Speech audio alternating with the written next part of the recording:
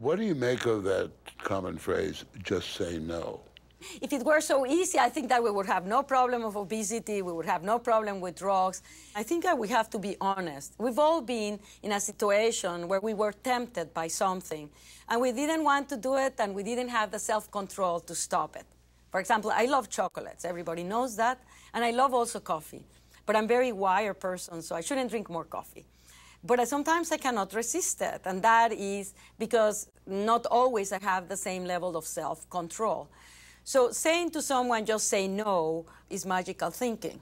Volkow's thinking has revolutionized how science and medicine now view drug addiction as a disease, not a character defect. Her research pinpoints how drugs affect learning, memory, and above all, self-control.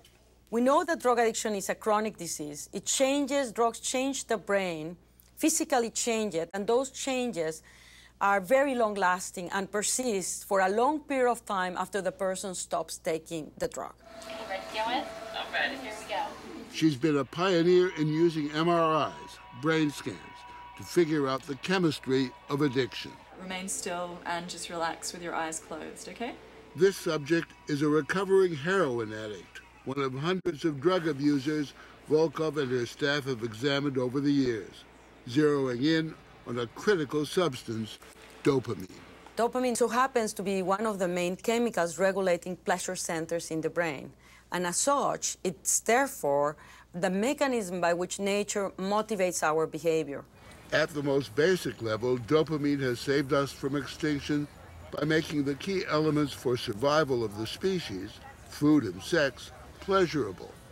Dopamine sends signals to receptors in the brain saying, "This feels good." What is it, a hamburger? It's a hamburger. Show a hungry person a hamburger and their brain scan shows a dopamine rush. It just basically stimulates release of dopamine, and the more they release, the more they want the food. We always say, well, why do we have a problem with obesity in our society? And I said, my God, we're surrounded by stimuli with which we are conditioned. If you like hamburgers, you may see the McDonald's yellow arches, and then dopamine goes inside your brain, and you want it, and you don't know why you want it. And Volkow has found images of alcohol and drugs produce similar signals, which the addict can't resist. When a person is addicted, they get conditioned, just like Pavlovian dogs. During a brain scan, a cocaine addict was shown a nature scene. The image created no change in dopamine levels. The same test, with a picture of someone using cocaine, result a marked rise in dopamine. Here, in an addicted person, you're starting to get the conditioned stimuli from a photograph. From observing. And that's why drugs are so malignant.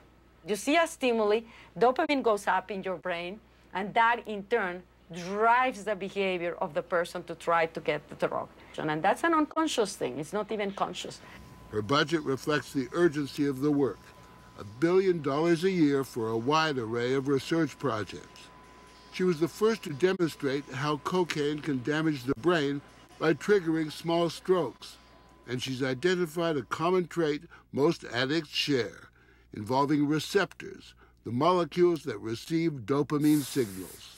We're seeing consistently a reduction in the levels of these dopamine receptors. In this case, heroin, alcohol, methamphetamine, cocaine, but also marijuana and cigarette smokers. Problem is, the brain just isn't wired to handle the intense high that drugs give. A kind of shut-off valve kicks in, reducing the number of receptors in the brain that receive dopamine's feel-good message. What happens with repeated administration of these drugs is that the ability of them to generate this sense of pleasure decreases and decreases and decreases. And there's a point where the person starts to take them not to feel good, but to feel normal. And other changes in the brain explain why so many addicts, no matter how hard they try, just can't quit. There is that school of thought that says, look, all you need is to be strong-willed. Your problem is you're weak. Show some determination and you can beat this addiction. There are certain areas of the brain that are directly implicated in our capacity to exert free will. The frontal cortex is one of them, crucial.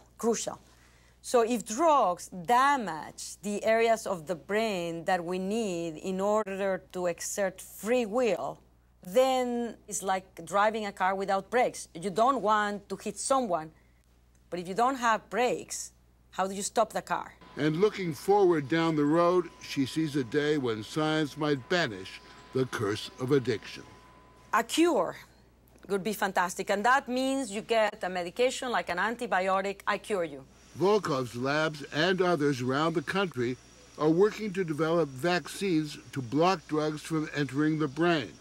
The complexities are enormous and progress is slow. We're not there yet, but perhaps one day we may be. And in my brain, if you don't dare to think very ambitious things, you'll never be there.